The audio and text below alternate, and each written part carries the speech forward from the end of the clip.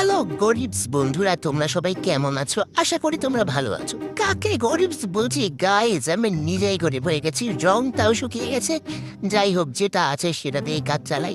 তো আজকে কিন্তু আমি একটা বড় লোকের ড্রয়িং করব, ঠিক আছে? তোমরা কেউ আদা মাথা বুঝতে পারবে না। তো দেখো, আমার বয়ফ্রেন্ডের মাথা খেতে খেতে আমি কিন্তু আমার ব্রাশের মাথাটাও খেয়ে নিয়েছি।